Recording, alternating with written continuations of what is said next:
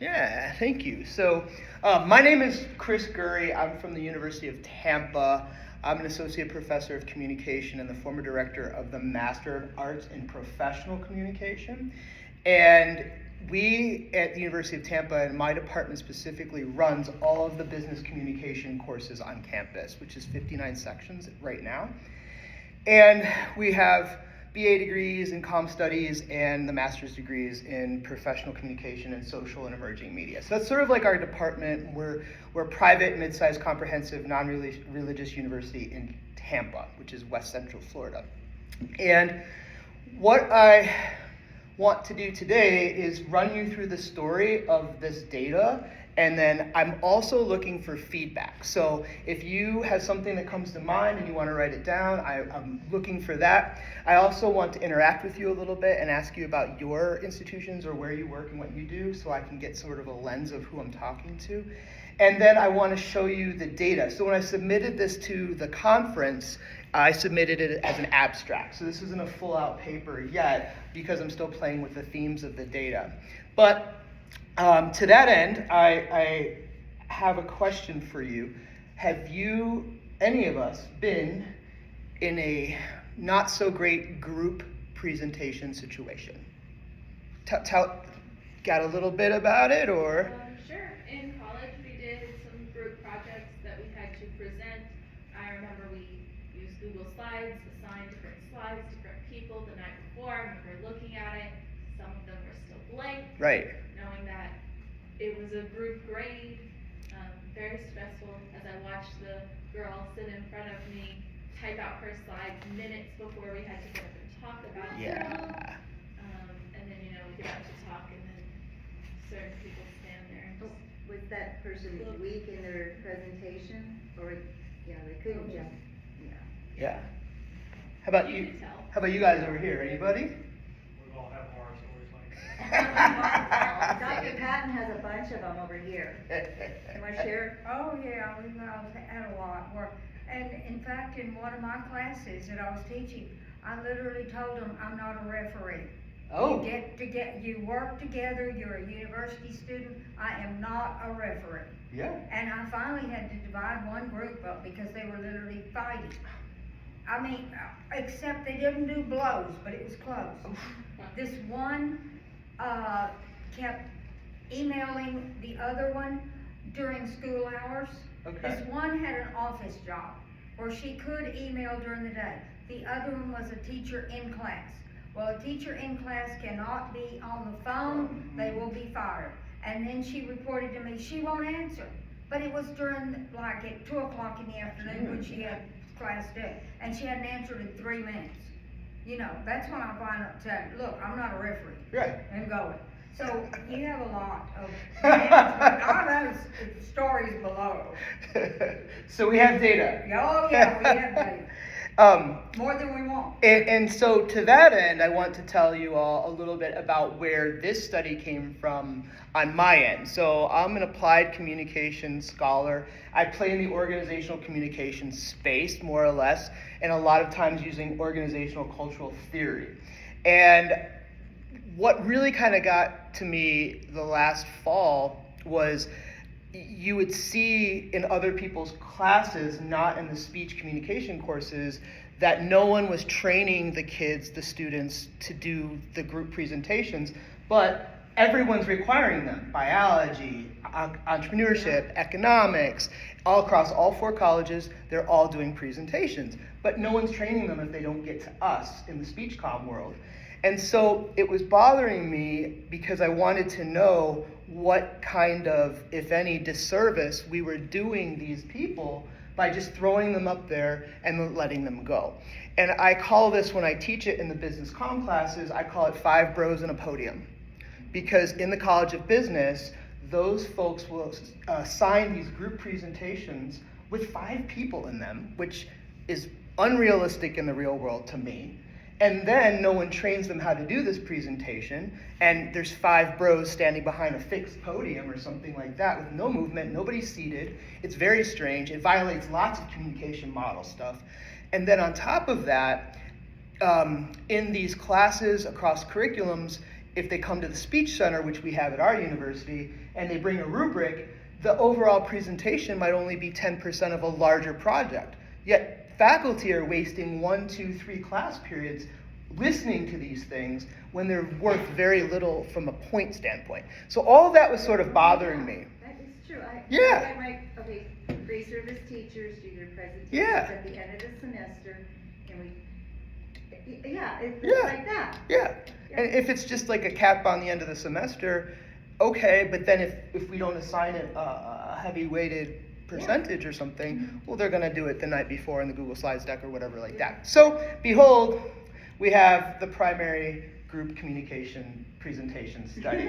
And so what I want to tell you about is sort of the design of the study, how I got the participants, and then what the preliminary themes were, and then hopefully have in your mind something that's in this for you. So like if you're a teacher or if you're a student or if you are an administrator, how could what my work is doing benefit you? And as an applied communication scholar, that's always at the forefront of my mind. So what I did to create the study was an open-ended questionnaire, convenient sample of people who are out of college. And this was sort of the opposite of a study I did about 10 years ago called Group Work, the Millennial Myth. Do you guys remember like 10 years ago how we thought millennials all wanted to work in groups? All groups, millennials, groups, and then what would happen is they would be in a group in every single course, and they'd have 4 groups to juggle. Entrepreneurship, speech for business, teacher education, group. And that's a lot of groups to juggle pre-COVID, pre-Zoom, pre-Google Slides, pre-Google Docs. So now they're trying to email and meet up and go to coffee on Sunday. And so that study is published in the International Social Science Journal. And so this is the opposite. I was inquiring what the working world people are doing. So I deployed the survey across all of my socials, and the main component was you had to have gone to a college or college-like institution where you gave presentations, and you had to be working in a professional field where you're also giving presentations. That was it. That was the only age, gender, all that stuff is just byproducts at the top, but it didn't really matter. And so the questions I asked were, and so it was a open-ended thematic analysis based on Creswell's theming. And so what the emerging themes are, what the unexpected themes are, what the expected themes are. A lot of this is like what we were talking about before the session. It's not unexpected. You would expect to see some of this data, but I think the answer is more along the question of why. And so that's what I want to show you right now. So in the study, I asked similar questions multiple times to make sure I was getting the same answer across the questions. And so I asked working people, what was your group presentation experience like? And you can imagine some of my friends 50 and up would say like, I can't remember that far, or some fun stuff like that. But the themes out of this were unequal contribution, free riding, so we were talking about that a little bit. Work usually divided by section, leadership often emerged, which we all know in the education space, like someone usually bubbles up, or that's assigned, or they're fighting. Experiences range from stressful to rewarding depending on the planning. And I would imagine that all of us that have graduate degrees, group work probably got a lot more fun when you left a college situation and you were in a graduate school situation because everyone was either all teachers or trying to get the degree to move up and be a principal or whatever. And so that was not unexpected. Challenges including scheduling, coordination, slide-heavy formats. So this is pre-COVID, pre-Zoom, pre-Google Docs. You had to meet up and schedule. Students gain skills in planning, communication, and structuring talks, which is true. But I wonder in some of these non-communication disciplines, how many of these kids are actually going to chat and asking him or her to put together the outline for them, and some of them don't even do that. So that's pretty interesting from the college experience of the working world people. Then I asked the question, well, what was the similarities between what you did in college then and what you're doing at work now? And you can imagine, like, in the future studies, we'll have to sort of calibrate for Zoom, because Zoom is a different format, it's a different medium. But these are the themes that bubbled up. This is out of like 100 participants or more. Both rely on task division, coordination, and teamwork. I was talking to the ladies here in the middle before the session. one of the things that I had not accounted for when I did the questionnaire was that people in their minds would conflate the group work with group presentations. And those are two very different things, in my opinion, as a speech teacher. Group presentations to me is the stand and deliver. It's in front of you all, it's on Zoom, it's recording it. And then group projects to me are like 5 kids have been assigned to an econ project. They're going to do supply, demand, that sort of thing. And they turn that folio into their faculty member, maybe talk about it in class for 30 seconds, but nothing like a coordinated, choreographed presentation. Well, I found out real fast that the next time I do this, I have to operationalize it with an example. Because people kept saying, oh, division of work, coordination of teamwork, unequal contribution into professional life. A leader typically emerges to guide the workflow. Okay, well then does that leader give the whole speech, or how many people were in your group? That would be what I'd like to know better. Preparation, rehearsal, communication remain essential.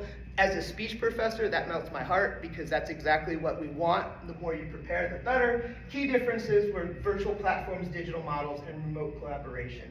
This is a key finding, and this is why I want to get this published, is because you have faculty who have lived through COVID. You have colleges that are still offering face-to-face speech and communication courses, and you have this middle that aren't talking about either. And so you need to teach people how to present through a digital space, because you've all sat through a poor Zoom presentation, I'm sure, and it's sufferable, and so we need to make sure that we can prepare them for these digital models. And part of this, a co-author and I wrote a business communication textbook, and it was called Business Communication in a Technological World. And the first edition was 2017, before COVID.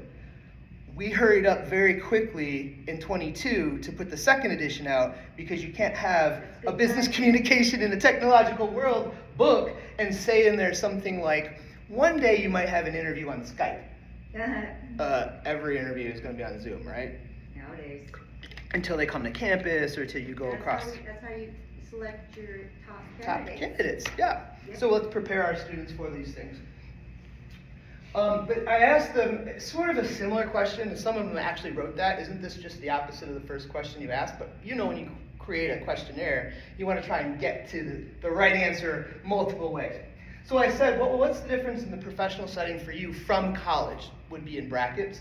Higher stakes accountability and workplace presentations. That was not unexpected to me. You either get fired or hired. You either get money or don't. You lose a client or gain a client. So that makes more sense, especially compared to college, when if it's only 10% or 5% of a grade because it's sort of just the end part of a portfolio, then that makes sense. More polished, branded, concise delivery expected. I think this is interesting for me because I tell the students this. It doesn't have to be 10 minutes. You can put it together digitally. You can make it sharp, sweet, pretty. You can put branding in it. You can put photos in it. And they still do presentations like it's 1980. Words and slides and forever and ever and ever and ever. Work presentations focus on decisions, persuasion, and outcomes. This one would be interesting to pull apart because isn't a presentation in a college classroom to persuade the audience member, the faculty, to give you the grade you're after? Yes. I would argue so too. And that a lot of times our students are only after grades. They don't want to learn anything. They don't want to help the community. Yep. They just want to get the grade and go home. So this will be something I'd like to unpack a little more. More virtual remote logistics and cross-functional collaboration. I thought that was really thoughtful. In some of my organizational communication classes, I asked the students if the company were to downsize, what departments would go first? And they've never heard that, so they don't know that it would be sales. Sales would stay, because that's the sales function driving the organization. Comms would probably go, right? Because you can outsource it. And so we talked about that, and I thought that was really interesting to, you gotta be good at what you're doing or you could be out. And then executive presentations, shorter, discussion driven, and more question and answer. And as much as we try and teach the students that these are conversations that they should be having with an audience, they still, no matter, I don't know if it's K-12 school that still teaches this, but it's like, they feel like they're on stage, that they're behind a third wall, right? That they can't answer and ask questions. I'm like, yeah, come on out, walk around, ask questions, just make sure it's prepared. Like you said. Exactly. It should be a conversation with the audience. So, What's that? Do you think that that goes back to the audience of other college students not wanting to ask questions as a contributor? Yes, I do. And then there's, of course, the whole communication anxiety is a whole field of study. That's what communication centers across the United States are trying to fix.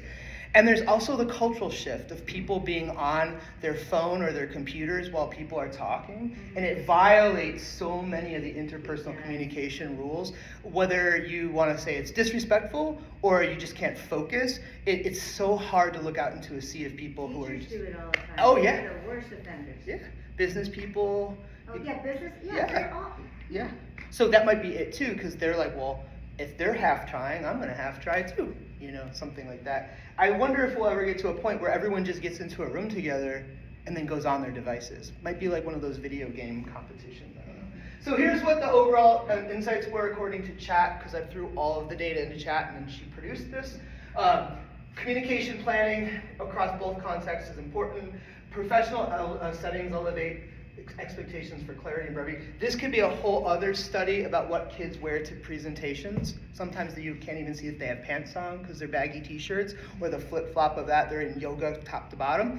It's very strange. So unless you make them dress up, that sort of thing. And unequal contributions persistent. I think unequal contribution, we could argue, is a persistent theme across life, right? From relationships to anything in the world. yeah, housework is one of those. Housework. On that one, it's a lot of their values. Do they want to or Yeah. not? And something that pops back to my mind, which was many years ago, I had a group assignment, and one of my students, I don't remember what was the problem. I think she was extremely destitute and didn't have enough money. She drove to like McDonald's parking lot and did her work at 4 in the morning Wi-Fi. because she could get to their Wi-Fi Oh. and do her work. Yeah.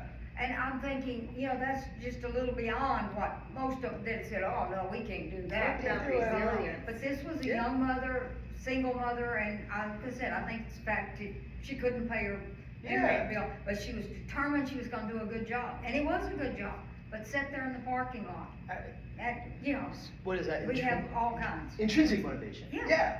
And it's interesting too, because in some of the classes I asked the students to record themselves, and they don't want to. And a lot of times we don't like the way we sound, right? Like in my head I sound like James Earl Jones or Morgan Freeman, literally. But when I hear myself on a recording, I'm like, whoa, I didn't know so. But beyond that, I think a lot of times they know the product's going to be garbage, so they don't want a recording of it. They just want to get it over with, collect the grade, and go home. So that's not great either. And then technology and virtual collaboration create new dynamics at work. I asked my organizational communication class this other day, how do we create culture in a fully remote work environment? So if you were fully remote, like a big company, your finance managers in New York and your HR directors in Phoenix, and how those two need to work together. So how do they make like the, you have a partner or a dog? Communication. Yeah, you have to do some sort of virtual communication. So these are the themes that I think we'll pull out for the why this matters. So I opened with the idea of the what's in it for you. And I'm looking for feedback in that area. And I think it matters in two main ways. First is college curriculum. So if we are scheduling presentations across the curriculum from college and department to college and department, could your communication center, speech center, writing lab, something like that, send out communication standards that faculty would be like, yes, thank you. I'm a biologist, I haven't given group presentations since we did chalkboards, and I need some help. And that would be the first one. And then the second one is, I think we could better set our students up for success if we're doing things that are more closely aligned with what's actually happening outside of the classroom. And this is starting with Zoom and having them actually give virtual presentations. I had them do a social media speech in some of the speech classes where they actually have to go, hey y'all, it's Chris, and I have 2 things I want to talk to you about today, blah, blah, blah. But I think these things could then prepare them better for what's actually happening.